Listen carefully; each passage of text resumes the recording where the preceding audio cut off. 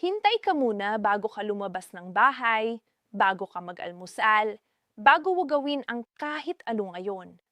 Pakinggan mo muna ito, kasi kung ikaw ay SSS pensioner o ang mahal mo sa buhay ay tumatanggap ng SSS pension, may bagong bagay kang dapat malaman ngayong June 2026 na hindi mo maririnig sa TV, hindi mo mababasa sa dyaryo, at hindi sasabihin ng karamihan sa'yo hanggang huli na. Ang tanong na tinatanong ng milyon-milyong pensioner ngayon ay ito: kasama na ba ang ikalawang taas ng pension sa June release? At kung hindi mo alam ang sagot, posible kang mawalan ng pera na karapatan mo talagang matanggap. Kung bago ka sa channel na ito, welcome. Ito ang lugar kung saan tayo nagtitipon para sa mga importanteng update tungkol sa SSS, GSIS, PhilHealth, at lahat ng benepisyo na para sa ating mga kababayan. I-subscribe na ngayon at i-on ang notification bell. Bakit? Kasi ang mga update na ibinabahagi namin dito ay hindi basta-basta. Ito ang mga bagay na direktang nakakaapekto sa iyong bulsa, sa iyong pamilya, at sa iyong kinabukasan. Tuloy na tayo kasi marami tayong tatalakayin ngayon at bawat segundo ay mahalaga. Simula pa lang ng taong ito, mainit na mainit ang usapin ng SSS pension increase. Noong nakaraang taon, 2025, may inanunsyo ang SSS na magkakaroon ng serye ng pagtaas ng pension para sa kanilang mga miyembro. Hindi iyon biro. Para sa maraming pamilya sa Pilipinas, ang SSS pension ay hindi lamang dagdag na kita. Ito ang pangunahing pinagkukunan ng pagkain, gamot, at pangangailangan araw-araw. Kaya naman ngayong June 2026, lahat ay nagtatanong ng iisang bagay: dumating na ba ang pangalawang taas? Kasama na ba ito sa aking pensyon ngayong buwan? At ang sagot sa tanong na yun ay hindi puro oo at hindi rin puro hindi. May mga kondisyon, may mga detalye. At kung hindi mo ito malalaman ngayon, maaaring umuwi ka ng wala kahit may karapatan kang matanggap. Unawain natin muna ang buong larawan. Noong ipinatupad ang Republic Act 11199 o ang Social Security Act of 2018, may probisyon doon na nagsasabing ang SSS pension ay dapat itaas bawat ilang taon. Ito ay hindi isang regalo, ito ay batas. Karapatan ng bawat pensioner na matanggap ang pagtaas na ito. Ngunit narito ang problema: hindi lahat ng pensioner ay otomatikong nakakatanggap nito sa tamang oras, sa tamang halaga, at sa tamang paraan. Bakit? Dahil may mga requirements, may mga proseso. At kung hindi mo alam ang mga ito, maaaring lumipas ang buwan nang hindi mo nararamdaman ang pagbabago sa iyong pensyon. Pag-usapan natin ang unang taas ng pensyon. Ito ay naipatupad na noong nakaraang taon. Ang halaga ay depende sa iyong monthly pension. Ngunit maraming pensioner ang nakatanggap ng dagdag na 1,000 hanggang 2,000 pesos bawat buwan. Para sa iba, maaaring mukhang maliit iyon. Ngunit sa isang matanda na umaasa sa kanyang pensyon para mabuhay, ang dagdag na iyon ay hindi biro. Iyon ay isang buwang gamot. Iyon ay ilang araw na pagkain. Iyon ay bayad sa kuryente o tubig. Ngayon, ang tanong: paano naman ang ikalawang taas? Ayon sa mga nakaraang pahayag mula sa SSS at sa mga opisyal ng pamahalaan, may inaasahang ikalawang round ng pagtaas ng pensyon. At ang June 2026 ay isa sa mga pinakatinitingnan na petsa para sa implementation nito. Ngunit, at pakinggan mo ito ng mabuti, hindi pa ito opisyal na nakumpirma ng SSS sa lahat ng kategorya ng miyembro. Narito kung saan nagiging komplikado ang sitwasyon. Hindi lahat ng SSS pensioner ay nasa iisang kategorya. May mga retirement pensioner, may mga disability pensioner, at may mga survivor pensioner na ang mga balo o anak na tumatanggap ng pensyon dahil sa namatay na miyembro.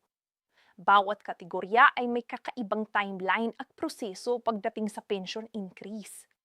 Kaya kung ang iyong kapitbahay ay nagsabi na natanggap na niya ang dagdag sa kanyang pensyon, huwag kang magulat kung ikaw ay hindi pa. Hindi agad ibig sabihin nyo na may mali sa iyong account. Maaaring nasa ibang kategorya siya o maaaring mas maaga siyang nag-update ng kanyang impormasyon. Pero, at ito ang importanteng parte, kung matagal na panahon ay wala kang natatanggap na dagdag kahit dapat ay mayroon ka na, posibleng may problema sa iyong account na kailangan mong ayusin ngayon. Pag-usapan natin ang mga sitwasyong ito ng mas malapitan. Halimbawa si Aling Nena, 72 taon na siya at balo. Ang kanyang asawa ay naging SSS member ng mahigit 30 taon bago namatay. Kaya si Aling Nena ay tumatanggap ng survivor's pension mula sa SSS. Ngayong June, hinintay niya ang kanyang pensyon na may excitement kasi narinig niya na may pagtaas. Pumunta siya sa bangko, kinuha niya ang kanyang pera. Ngunit kapareho pa rin ng dati ang halaga. Ano ang nangyari? Ang posibleng dahilan, hindi pa na-update ang kanyang record sa SSS o kaya ang kanyang kategorya ng pensyon ay may ibang effective date para sa increase. O kaya naman, at ito ang pinaka nakakabigo, may kulang na dokumento sa kanyang file na pumipigil sa processing ng dagdag niya. Ang mga ganitong sitwasyon ay hindi bihira. Sa katunayan, libo-libo ang pensyoner sa buong Pilipinas na nakakaranas ng parehong problema. At ang mas malungkot, marami sa kanila ay hindi nagfa-follow up. Hindi nila alam kung paano o nahihiya silang magtanong. Ito ang nais naming sabihin ng malinaw ngayon. Huwag kang mahiya. Huwag kang matakot. Ang pensyon mo ay hindi regalo. Ito ay karapatan mo. Binayaran mo iyon sa buong buhay mo sa pamamagitan ng iyong kontribusyon. Ngayon, pag-usapan natin kung sino ang apektado ng mga pagbabagong ito. Una, ang mga retirement pensioner. Ito ang mga miyembro na umabot sa edad ng retirement at nagsimulang tumanggap ng regular na monthly pension mula sa SSS. Kabilang sa grupong ito ang pinakamaraming bilang ng mga pensioner sa Pilipinas. Kung ikaw ay nasa kategoryang ito, dapat mong alamin kung ang iyong pensyon ay nakapasok na sa bagong rate o hindi pa. Pangalawa, ang mga disability pensioner. Ito ang mga miyembro na dahil sa sakit o aksidente ay hindi na makagawa at kinikilala ng SSS bilang permanenteng may kapansanan. Ang pagtaas ng pensyon ay applicable din sa kanila, ngunit ang proseso ay maaaring mas matagal dahil sa mga karagdagang requirements ng medical evaluation. Pangatlo, ang mga survivor pensioner. Ang mga asawa, anak, o dependyente ng namatay na miyembro. Ito ang isa sa mga grupong madalas na naiiwan sa likod pagdating sa mga updates at pagbabago sa sistema. Kung ikaw ay nasa kategoryang ito, mas mahalaga na mag-follow up ka sa SSS para matiyak na hindi ka nalilipasan. Ngayon, isang bagay na hindi palaging sinasabi ng SSS ng malinaw sa publiko, may minimum na bilang ng contributions na kailangan para makakuha ng pension increase. Kung ang isang miyembro ay may mas mababang bilang ng kontribusyon, maaaring mag-iba ang computation ng kanyang dagdag. Ito ang dahilan kung bakit kailangan mong personal na tingnan ang iyong SSS account records. Hindi lang basta magtiwala sa sinasabi ng iba. Paano mo ito gagawin? Pumunta sa pinakamalapit na SSS branch sa inyo. Magdala ng iyong SSS ID o kahit anong valid ID. Humingi ng updated statement of account. Tanungin ng direkta ang SSS representative. Kasama na ba ang pension increase sa aking account at kailan ko ito matatanggap? O gamitin mo ang My SSS online portal. Kung hindi ka pa naka-register doon, gawin mo na ito ngayon.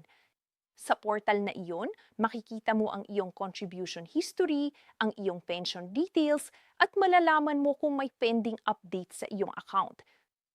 Ngunit narito ang susunod na mahalagang tanong.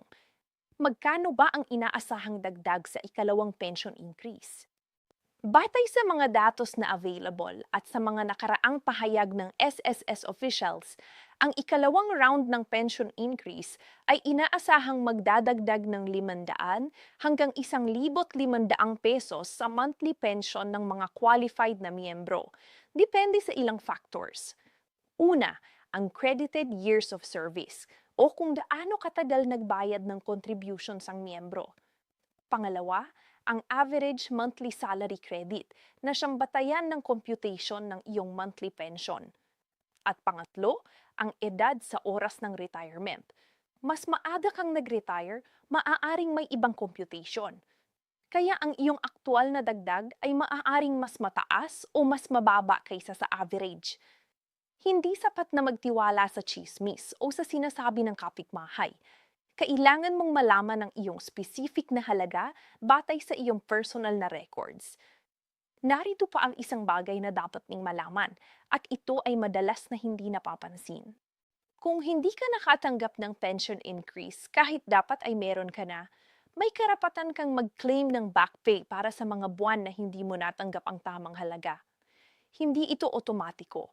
Kailangan mong mag-file ng formal request sa SSS. At ito ay may deadline. Hindi ka maaaring bumalik pagkalipas ng ilang taon at sabihin gusto mong i-claim ang lahat ng nawala. May prescribed period ito. Ito ang dahilan kung bakit ngayon, hindi bukas, hindi sa susunod na buwan, ang tamang oras para kumilos. Isa pang issue na nais naming itaas, ang disbursement account ng mga pensioner. Maraming pensioner ang nakakaranas ng delay sa kanilang pension release, hindi dahil sa problema sa SSS mismo, kundi dahil sa kanilang disbursement account, ang bangko o e-wallet kung saan pinapadala ang kanilang pension. Kung ang iyong bank account ay dormant na, o kung may verification issues ang iyong e-wallet, maaaring ma-hold ang iyong pension. Kaya bilang precaution, siguraduhin na ang iyong disbursement account ay active at updated. Kung gumagamit ka ng e-wallet tulad ng GCash o Maya para sa pensyon, i-verify ang iyong account sa pinakamataas na level kung hindi mo pa nagagawa. At kung gusto mong mag-update ng disbursement channel, pumunta sa SSS branch at humingi ng tulong. Ngayon, pag-usapan natin ang pinakamapanganib na sitwasyon na nais naming bigyan ng babala ang bawat pensioner. May mga tao, mga estafador, mga fixer, mga mapansamantalang individual na sinasamantala ang mga pensioner tuwing may malaking anunsyo tulad ng pension increase. Naririnig nila ang salitang pagtaas ng pensyon at doon sila kumukuha ng oportunidad. Ang karaniwan nilang ginagawa, lapitan nila ang pensioner at sabihin nilang kaya nilang mapabilis ang release ng pension increase kapalit ng bayad. O sasabihin nilang may processing fee na kailangan para ma-update ang account. O magpapakilala bilang SSS representative at hihingi ng personal na impormasyon. Pakinggan mo ito ng mabuti. Ang SSS ay hindi hihinging magbayad ka ng anumang halaga para ma-release ang iyong pensyon. Walang processing fee, walang facilitation charge. At ang mga tunay na SSS employee ay hindi lumalapitan sa inyo sa labas ng opisyal na SSS premises para humingi ng impormasyon. Kung may lumapit sa iyo na ganon, huwag kang kumausap, huwag kang magbigay ng anumang impormasyon at mag-report sa SSS o sa NBI agad. Ngayon, bilang summary, narito ang mga konkretong hakbang na dapat mong gawin ngayon mismo o hindi lalampas sa susunod na ilang araw. Hakbang 1. Suriin ang iyong June 2026 pension amount. Kung mayroon kang ATM o bank account na pinagpapadala ng pensyon, tingnan ang iyong balance at ihambin sa nakaraang buwan. Mayroon bang dagdag? Hakbang 2. Kung walang dagdag, mag-log on sa My SSS portal o pumunta sa pinakamalapit na SSS branch. Tanungin ng direkta ang status ng iyong pension increase. Hakbang 3. Siguraduhin na ang lahat ng iyong personal na impormasyon sa SSS ay tama at updated. Pangalan, address, civil status, beneficiaries, at disbursement account. Hakbang 4. Kung mayroon kang mga dependent, asawa o anak na kasama sa iyong SSS records, siguraduhin na ang kanilang impormasyon ay updated din, lalo na kung sila ang magiging survivor beneficiary sa hinaharap. Hakbang 5. Mag-keep ng kopya ng lahat ng iyong SSS documents, contribution records, pension statement, at kahit anong sulat na natanggap mo sa SSS. Ito ang iyong proteksyon kung may magkamali. Isang huling mensahe bago tayo tapusin. Alam naming marami sa inyong nanunood ay hindi para sa sarili nila ang paghahanap ng impormasyong ito. Hinahanap ninyo ito para sa inyong mga magulang, para sa lola o lolo na hindi marunong mag-internet, para sa tiyahin o tiyuhin na nakatira sa probinsya at walang madaling akses sa impormasyon. At sa mga ganoong tao, ang pinakamagandang bagay na maaari ninyong gawin ay ibahagi ang video na ito.